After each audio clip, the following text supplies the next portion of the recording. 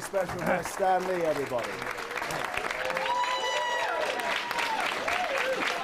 You're a writer for these comics, and you have a really unique writing style. So tell us about the authors that you enjoyed reading when you were young. I read everybody. Charles Dickens, H.G. Wells, Arthur Conan Doyle, Burroughs, who wrote Tarzan.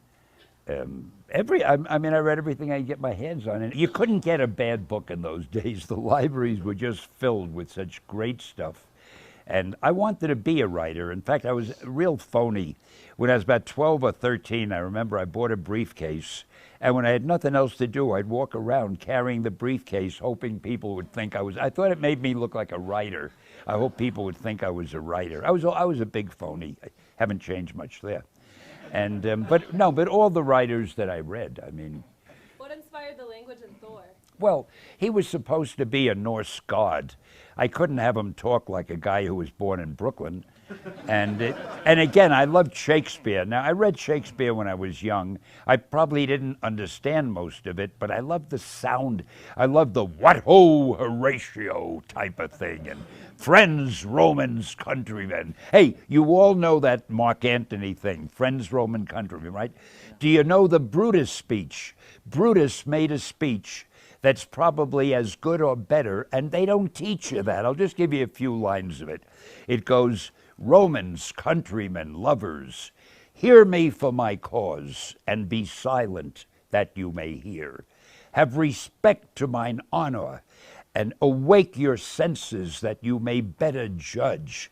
And then he goes on to say, if there be any in this assemblage, any dear friend of Caesar's, to him I say that Brutus loved for Caesar just as much. And then he says, if that friend demand why Brutus rose against Caesar, this is my reply. And now comes the key sentence. Not that I loved Caesar less, but that I loved Rome more. I would get teary-eyed when I'd read that. So I'm very corny. I love dramatic writing and stuff, and everything influenced me. When you were writing comic books, whatever book you were writing was usually a monthly, and you had to come up with a new story every month. I was writing about a dozen. I had to come up with a dozen new stories every month. And you have to get them from somewhere. And obviously, whatever is happening in the news, you figure people are interested in that, and it gives you ideas of what to write about. So sure, very often, I would base a story on something that occurred either in politics and some war. There was always a war going on somewhere in the world, or some crime story that you read in the paper or whatever. And it's hard to be a writer and write in a vacuum. No matter who you are as a writer, you get your ideas from the world around you, from things that happen, from people you know, from things you read in the newspaper, things you see.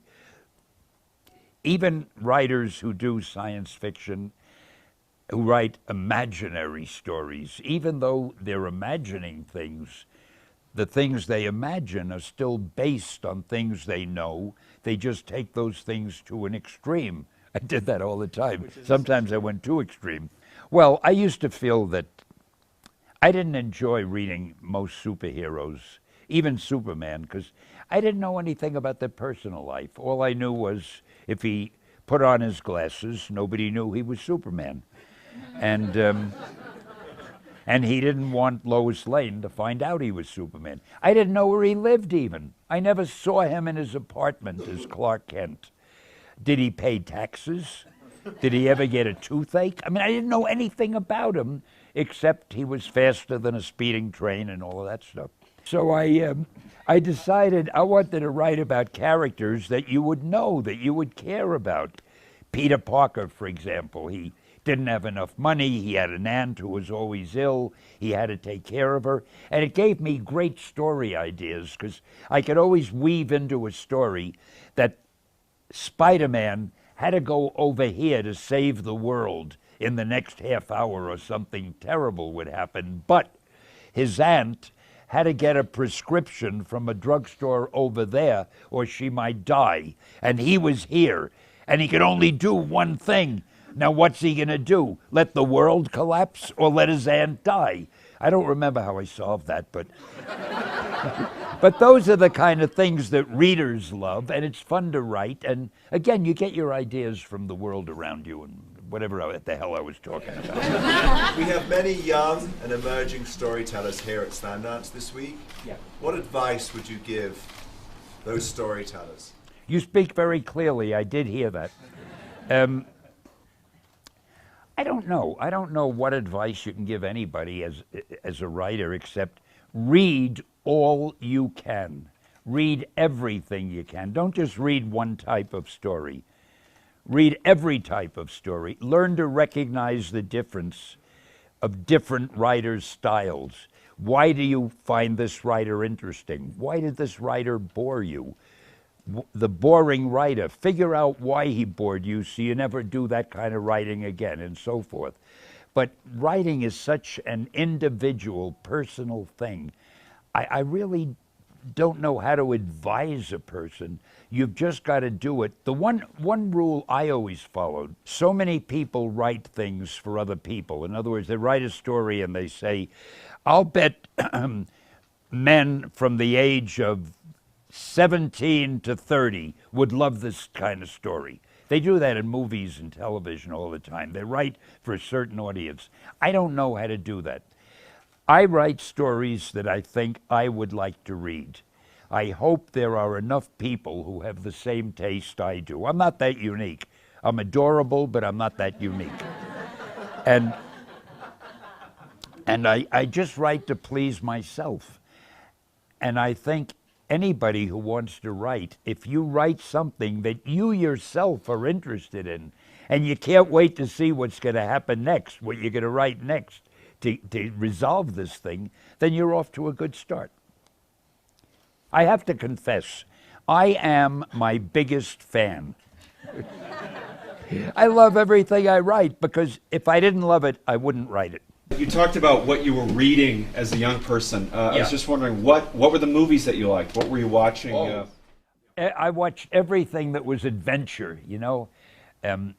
Anything that Errol Flynn was in, I wouldn't miss. He was my idol. I wanted to be Errol Flynn. And in fact, I would leave the theater when I was about 12 years old. I'd have a crooked little smile on my face. I thought the way he smiled.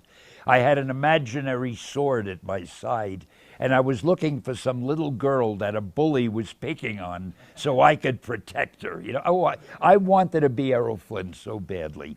And of course, I like King Kong, and I like Dracula, and I like Frankenstein, and any of those big movies of those days I loved. And I also liked the real movies with Spencer Tracy and Clark Gable, and you know, and the good actors. And did you see The Bad Lieutenant with Nick Cage? Yes, the remake? Yes. As a matter of fact, Nick Cage is, if not a friend, he's a good acquaintance of mine. He's a great guy, and he's good in everything he plays, in every movie he does, mainly because he never changes his style of acting. He's not an actor, he's Nick Cage. What you see is what you get, but he's damn good. Many people have talked about the links between your comic book characters and figures from ancient mythology. Were you influenced at all by Greek mythology or Greco-Roman mythology, Celtic mythology? How did that influence you? Did you read Joseph Campbell or Fraser's The Golden Vow or anything like that when you were young? Oh, yeah. I read the Greek mythology, the Norse mythology, and Roman, whatever I could find. I loved mythology. I loved fairy tales. I loved anything bigger than life and imaginative and dramatic, yeah. You know, it's hard to know what mythology really is. To me, those things were all real.